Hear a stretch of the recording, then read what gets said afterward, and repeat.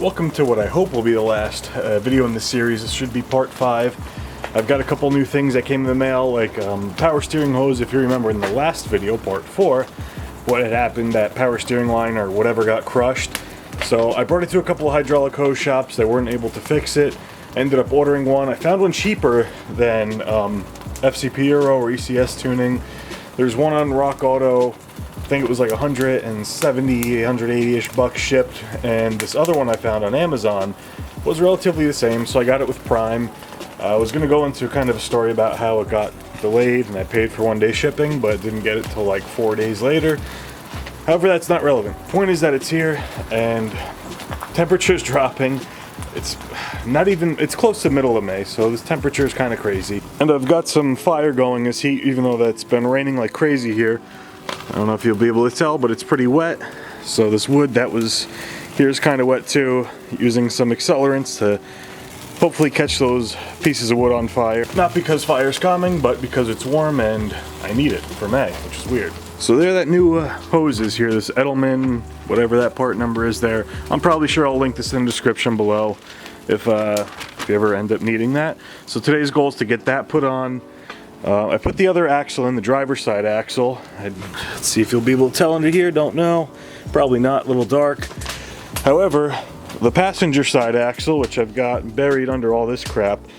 So this axle end, which you won't really be able to see, I don't know why my lens is being all weird, but this kind of got mushroomed, so this was no good. I was not able to put that or install that in any way. So instead of waiting for an axle shop, because I really want to get this done soon, I bought a cheap axle, $50 for this whole half shaft off of Rock Auto, and I was really surprised I was able to get it for that cheap.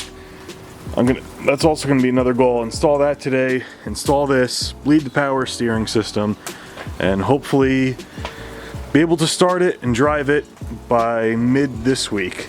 It's a lot later now, about 2 hours since I last was on camera. I got kind of far. I got the power steering hydraulic hose on. Didn't really fit very well. Did fit, so I would say if you can afford the OEM route, go that way if you happen to ever need to replace that hose. But it is a cheaper option. You just kind of have to finagle it and slightly bend it to fit, to get it to really where you need it to be. So I just torqued down the passenger side engine now. Driver's side was torqued down a little while ago. I also put some power steering fluid in and ran the car for about 10 seconds to draw the fluid down.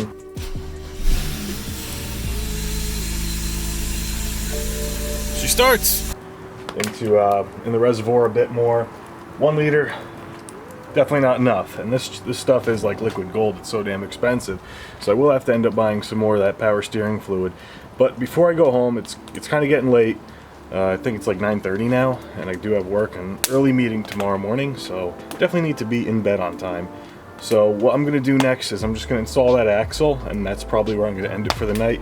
I would have really liked to have been able to call it almost done, but the truth is I'll probably need like another 2 to 3 hours worth of work once that axle's in. Still have my fire going for heat, so pretty much when that dies down is when I'm going to call it a night. Once more, I'm starting another day's video a couple days later, mostly due to the fact that I didn't really get where I wanted to get.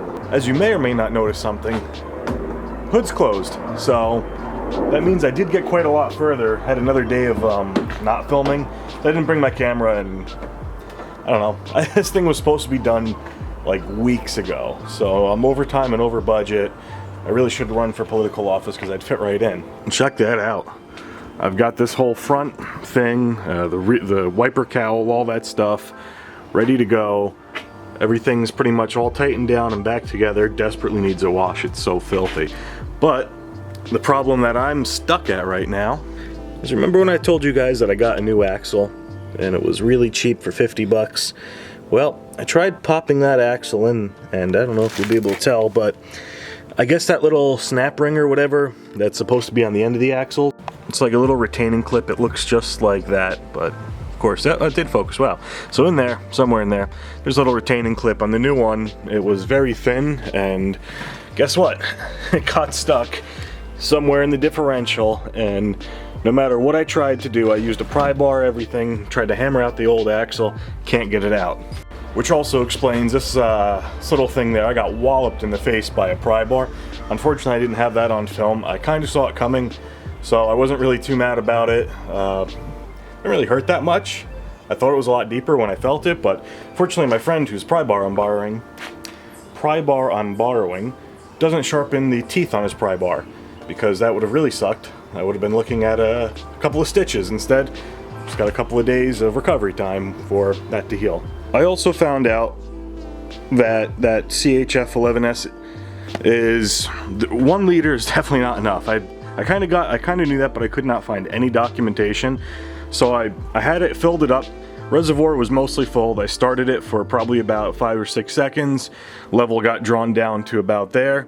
So I'm gonna add another 2 liters that I bought. One there and another one in the bag, so I could get the power steering system done, hopefully all today. That hose that I put on there that I mentioned earlier, that guy, that Edelman or whatever, did not really fit very well. So I'll show you kind of what's up with that. There's nothing really I can do. It's in there, it's gonna stay in there, and I hope it won't leak. So now on to the bigger issue, the axles. I rented this axle, or the slide hammer, with this OEM tool thing, part numbers right there, maybe leave a link in the description. I first rented this from AutoZone because that axle is so stuck, I don't really know what else to do. So I got that puller with the slide hammer. I'm hoping the slide hammer is going to be long enough. I don't think it will be, but I'm gonna give it a try anyway.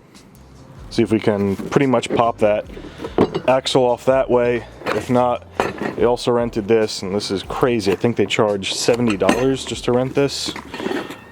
These 2 guys, I'll give these a shot as well. So hopefully I don't have to. Hopefully that just takes care of it, because that would be awesome. Next little bit of footage will either be successful or a failure. I'm hoping to get this axle off within like the next 10 minutes. So that 10 minutes turned into about a half hour pretty quickly. With the combination of both tools, I was able to get the axle out. The slide hammer was doing absolutely nothing at first, so then I had to use the wedge and the axle popper together.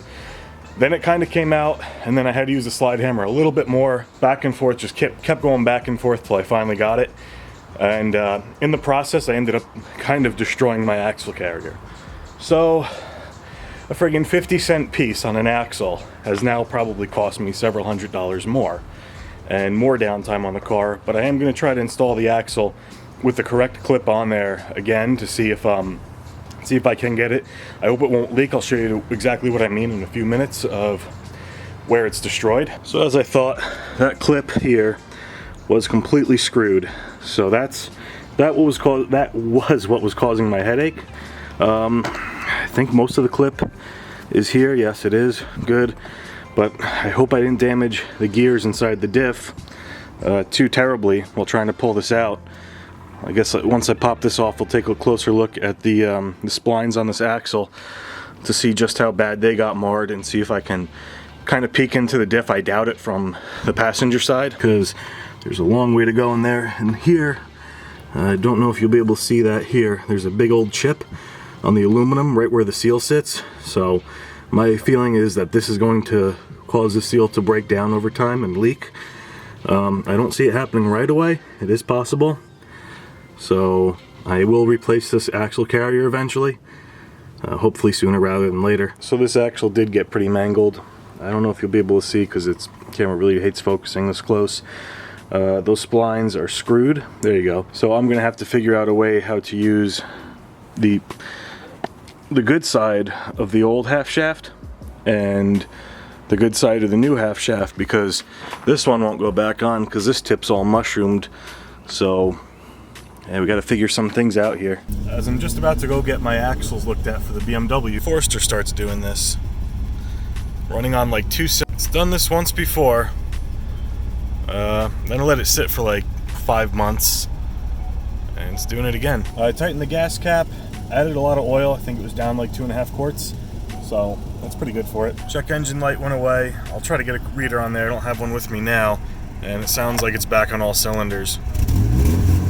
So hopefully I make it to the axle shop. And we're back down to 2 cylinders or something again. Almost as always, it's another couple of days. I was not able to get those axles to kind of mix and match. They were a little bit too different. I even brought them to a transmission shop where the guy told me that it wasn't going to happen. One's a cheap Chinese axle, the other OEM axle. the way like the CV joint themselves or whatever, like go together, completely different on both of them. I took them both apart and it wasn't happening. So then I took the axle to a place where they were looking at it to see if they could fix the splines. They told me just to Dremel it off, otherwise it was going to cost about 50 to 70 bucks to fix, when the axle I bought itself was $50 to begin with. So what I ended up doing was buying another axle from Rock Auto. So yeah, I didn't learn my lesson the first time. However, I'm going to make sure I remove that C-clip and put an OEM one on that I've got. So I know I skipped a lot, and now it's kind of early in the morning. I'm a little bit late for work, but I drove this home last night, finally. So there wasn't a whole lot left I had to do when I last spoke to you besides the axle. Got a new axle, put that in, not much to really show there. Did the skid plate or reinforcement bar or whatever, and then I drove it home, zero boost at all. Couldn't figure it out. So what I had thought happened, I had thought that these lines went bad because I heard a boost leak somewhere, a vacuum leak somewhere. So I went out to AutoZone late last night, picked up some new silicone tubes, probably for the better anyway. This one I cut too short, so I'll have to redo that before I put the vanity cover back on. But the issue was I had a wastegate line that was unplugged, I guess, when I put the inlet in. Knocked off the wastegate actuator line. It runs pretty much all the way down here. However, since I am a tad bit late for work, I'm gonna have to cut the video here. I'll probably come back in the same video, of course. Yeah, you'll see, obviously. So thank you for watching. Make sure to like the video, share it with a friend if you thought it would be helpful for them. Subscribe, because I'll definitely have more content. Hopefully not many more repairs for a while. Hopefully this covers everything for quite a long time. And as always, remember to keep it foul.